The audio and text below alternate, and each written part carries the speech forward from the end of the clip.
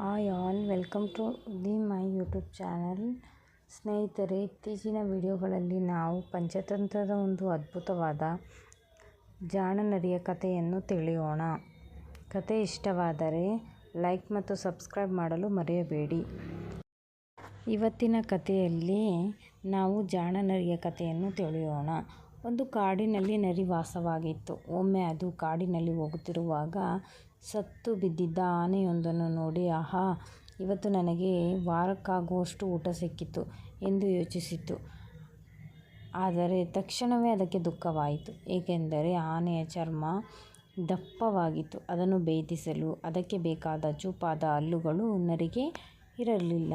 ಇದರಿಂದ ಅದು ಬೇರೆ ಯಾವುದಾದರೂ ಆನೆಯ ಚರ್ಮವನ್ನು ಸೀಳಿಕೊಟ್ಟರೆ ನಾನು ಮಾಂಸವನ್ನು ತಿನ್ನಬಹುದು ಎಂದು ಯೋಚಿಸಿತು. ಆದರೆ ಯಾರನ್ನು ಕೇಳುವುದು ಎಂದುಕೊಳ್ಳುತ್ತಿರುವಾಗ ಅಲ್ಲಿಗೆ ಒಂದು ಹುಲಿ ಬಂತು. ಓ, ಈ ಹುಲಿ ಹೊಟ್ಟೆಬಾಕ. ಈ ಹುಲಿ ಆನೆಯನ್ನು ನೋಡಿದರೆ ಅದನ್ನು ತಾನೇ ತಿಂದು ನನಗೆ ಸ್ವಲ್ಪವೂ ಉಳಿಸುವುದಿಲ್ಲ ಎಂದು ನರಿ ಯೋಚಿಸಿತು. ಆಗ ಅದು ಹುಲಿಯನ್ನು ಕುರಿತು, ಹುಲಿಯಣ್ಣ, ಒಬ್ಬ ಬೇಟೆಗಾರ ತನ್ನ ವಿಷದ ಬಾಣದಿಂದ ಈ ಆನೆಯನ್ನು ಕೊಂದು ಹಾಕಿದ್ದಾನೆ ಎಂದಿತು. ಆ ನರಿ ಅದನ್ನು ಕೇಳಿದ ಹುಲಿ ಆನೆಯ ಕಡೆ ತಿರುಗಿ ನೋಡದೆ ಓಡಿಹೋಯಿತು. ಅಷ್ಟರಲ್ಲಿ ಅಲ್ಲಿಗೆ ಒಂದು ಚಿರತೆ ಬಂತು. ಬಹುಶಃ ಈ ಚಿರತೆ ನನಗೆ ಸಹಾಯ ಮಾಡಬಹುದು ಎಂದು ನರಿ ಯೋಚಿಸಿತು.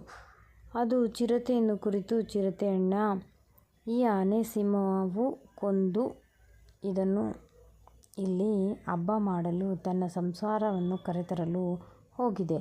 ಬಾ, ನೀನು ಸ್ವಲ್ಪ ಇದರ ಮಾಂಸದ ರುಚಿ ನೋಡುವಂತೆ. ಸಿಂಹ ಏನಾದರೂ ಬಂದರೆ ನಾನು ನಿನಗೆ ಎಚ್ಚರಿಸುತ್ತೇನೆ ಎಂದು ಆ ಜಾಣ ನರಿ ಚಿರತೆಯನ್ನು ಕರೆಯಿತು.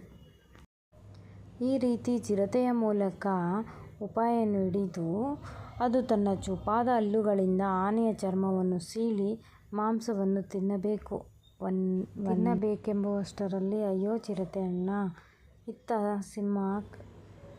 ಸಿಂಹ ಇತ್ತ ಕಡೆನೇ ಬರುತ್ತಿದೆ, ಬೇಗ ಓಡಿ ಹೋಗು ಎಂದು ನರಿ ಕೂಗಿತು.